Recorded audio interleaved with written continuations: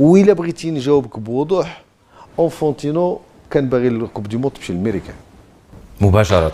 صافي سنبداو من الاخر، وقلتها له بوضوح.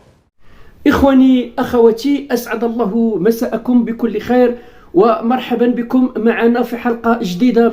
سعيد بلقياكم إخواني أخواتي مجددا في هذه الحلقة اللي غنتناولوا من خلالها موضوع كأس العالم. شنو غادي يجني المغرب من احتضانه لكأس العالم؟ اشنا هي الفرص اللي غادي يضمنها المغرب باحتضانه لكأس العالم؟ شنو الانجازات اللي غيحقق المغرب باحتضانه لكأس العالم؟ خوتي، الا كتعرفوا بان المغرب قدم الترشح ديالو لكأس العالم 6 مرات باءت كلها بالفشل. 1994 انهزمنا امام الولايات المتحدة الامريكية، 98 انهزمنا امام فرنسا، وفي 2002 تعطى الكاس تنظيم لآسيا، 2006 تعطى لألمانيا، وفي 2010 تعطى لجنوب افريقيا. وكتعرفوا المهزله ديال 2010 كاملين، كتعرفوا اشنو وقع في 2010.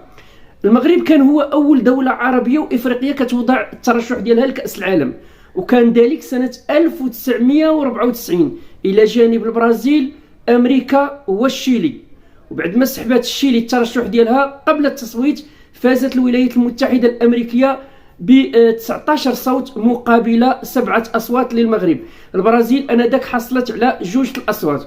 في 98 كان الملف المغربي هو الوحيد افريقيا وعربيا الى جانب فرنسا وسويسرا. سويسرا انسحبت وبقى الترشح ما بين المغرب وفرنسا، لتفوز فرنسا بفارق 5 أصوات، حيث حصلت فرنسا على 12 صوت والمغرب حصل على 7 الأصوات. في 2006 فازت ألمانيا بعد ما انحصر الصراع بين ألمانيا وجنوب افريقيا، وفي الاخير كتفوز ألمانيا.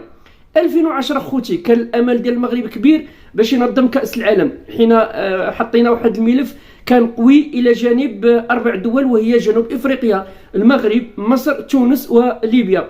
ليبيا وتونس دخلوا بملف مشترك، لكن الفيفا انذاك رفضت الملف المشترك ديال تونس وليبيا، وبقى الصراع منحصر ما بين جنوب افريقيا، المغرب ومصر.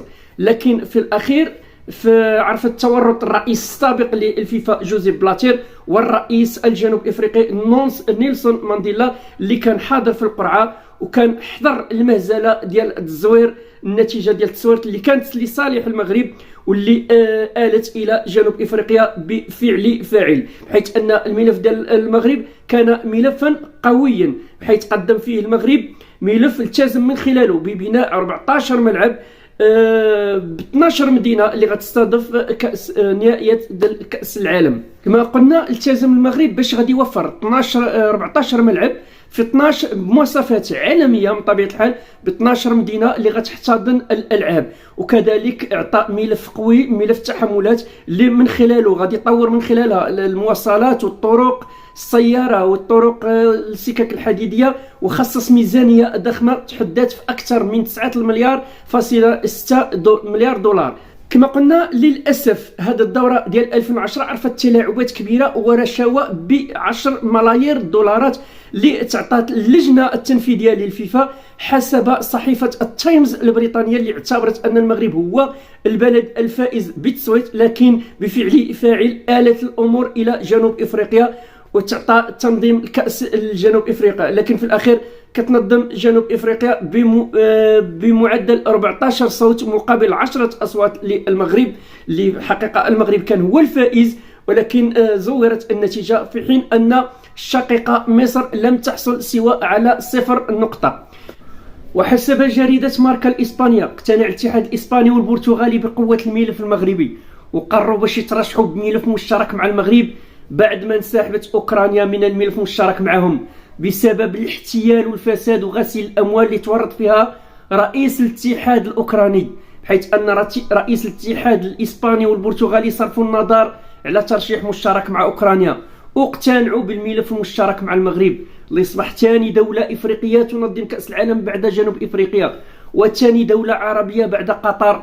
اما البرتغال فلم يسبق لها ان نظمت كاس العالم، شانها شان المغرب، عكس اسبانيا اللي سبق لها ونظمت نسخه 1982 وكانت نسخه اعطت الانطلاقه الفعليه ديال التقدم ديال اسبانيا. ولكن السؤال المطروح شنو غادي يزيدنا هذا التنظيم؟ شنو هي الاضافه اللي غادي يعطيها لنا تنظيم كاس العالم؟ ما هي المكاسب التي سنكتسبها من تنظيمنا لكاس العالم؟ اولا خوتي غادي يكون عندنا استثمارات في البنيه التحتيه، غادي نربحوها من بعد المونديال، وغيكون عندنا بنيه تحتيه قويه نفتخروا بها. الملاعب غتكون عندنا ملاعب متطوره من جيل خامس، طرق والمواصلات غتكون متطوره وغتواكب ما هي في اوروبا. اشعاع دولي، زياده عدد السياح، الناس اللي غادي تجي المونديال وغتكتشف المغرب، مآثر تاريخيه، جمال الطبيعه. يعني غادي المغرب غادي يراهن وغادي يستثمر في السياحه. نمو الاقتصاد المغربي بواحد الطريقه سريعه، غنختصروا الوقت في التنميه. نسبه البطاله غادي تنقص بواحد الطريقه كبيره، وزياده الاستثمارات. خواتاتي الى عجبكم المحتوى ما تنسوش انكم تخلوا لنا الاراء ديالكم في التعليق، وكذلك تبارطاجيو الفيديو باش يوصل حتى لاكبر عدد من المتتبعين وباش يوصلكم الجديد ديالنا دائما. ما تنسوش كذلك خواتاتي انكم تبارطاجيو الفيديو باش يوصل لاكبر عدد من المتتبعين المغاربه اينما حلوا وارتاحوا.